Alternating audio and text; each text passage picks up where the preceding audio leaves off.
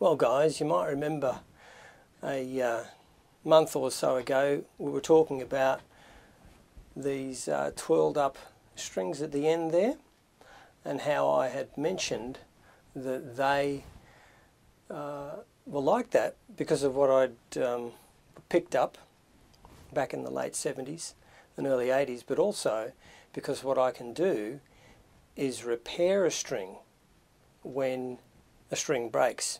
Now it just so happened that not long after that, this E string broke on this particular guitar, and I've only just got a chance now to do a demonstration in repairing it. What's happened here, as you might be able to see, I'll just get that in the black there. There we go. You might be able to see the end of that string. It's got a little kink in it. So I know that wasn't broken on the saddle, but it was broken down.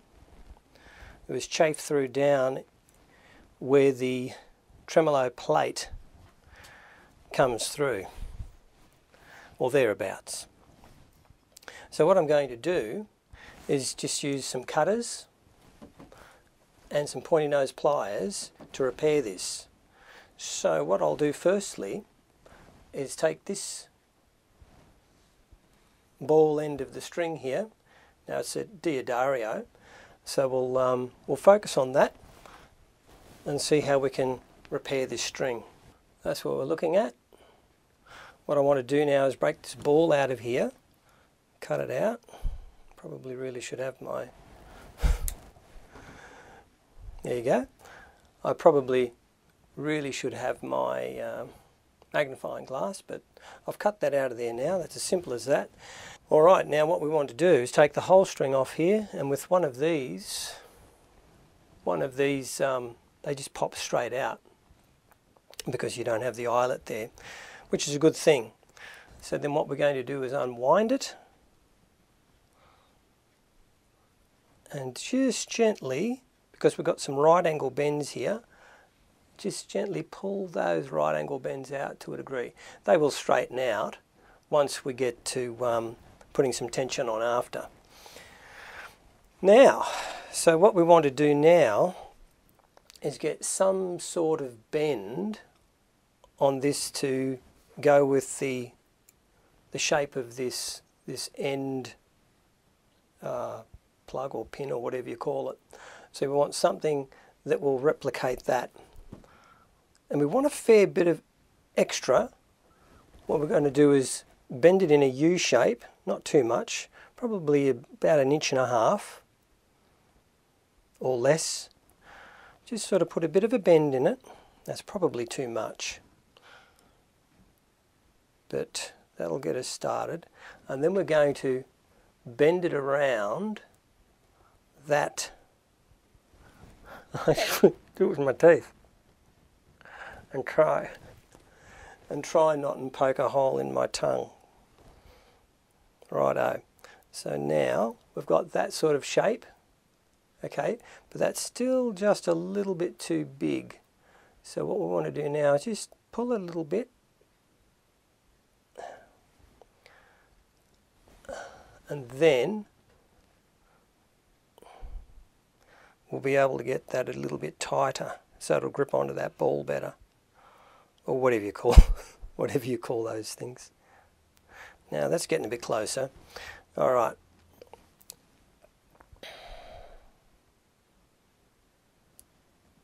There you go.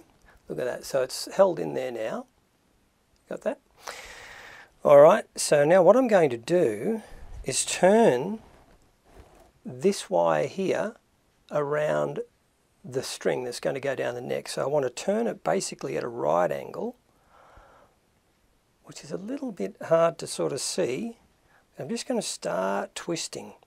I'm not worried if it's overly snug on the ball end, because that's going to come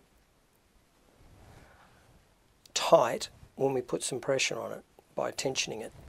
So I'm just twiddling it around. I don't know how many times I've gone, but the more you do it, the better. And if anyone knows what inox is, my advice is don't use that if you're going to try and lubricate down in your tremolo block. Otherwise you might find the whole thing will just pull all the way through again. If you want, you can hold it like that and start to continue with the process of twiddling that around. Now it's a good thing it's little string, but this will still go through your finger, or through your skin I should say, and that's probably not a real good thing for playing, getting that in there. Now that's probably enough times around there, so if we can focus on that, you'll be seeing better than me what that looks like, but that's plenty. I don't usually put that many on. And here's the original, if I can hold that up. There it is there. Now you might think, boy, there's a lot more of those. Well, there is, but let's see what happens once we start putting some tension on that. So, let's just put it through the back of the guitar.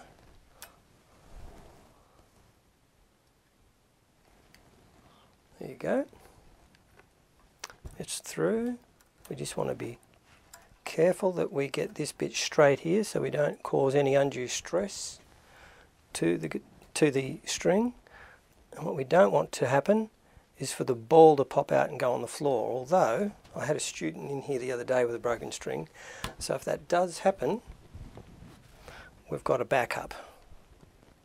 I can always put a new set of strings on, but that'll really defeat the purpose. Now that's already in there and that's seated. That's seated in there. So what I'm going to do is stretch the string out down here, bring it under the string tree.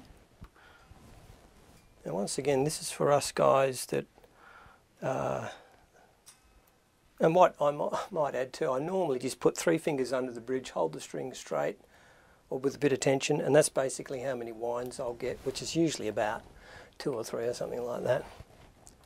Now I've just right-angled the string up here, so I'm right-angling it here. It's coming along here and then in through the slot. Then I'm going to do it the other way. And then, once I've got a bit of tension, I'll grab a hold of that and grab a hold of the whole string, come back here and just start winding it up. And I won't bore you with that, so we'll cut that now and get back to the tensioning stage.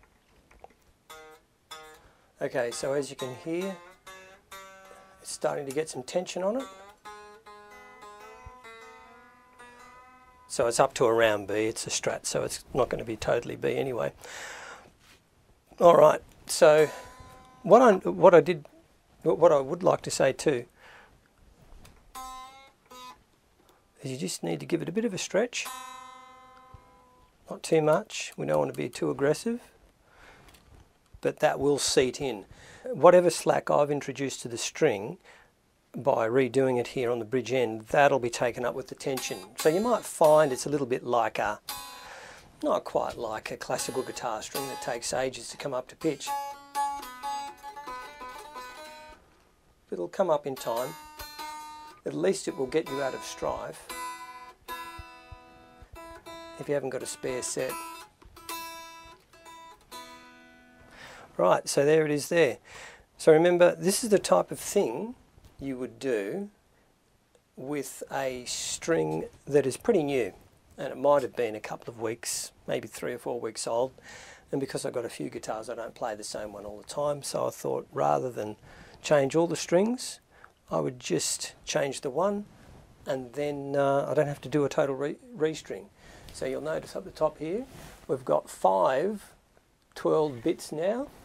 And the last one's just short, but that'll be okay. I'm happy to use that. All right, so there it is. That's how you do that's how I do a string repair, and we can throw him in the bin now.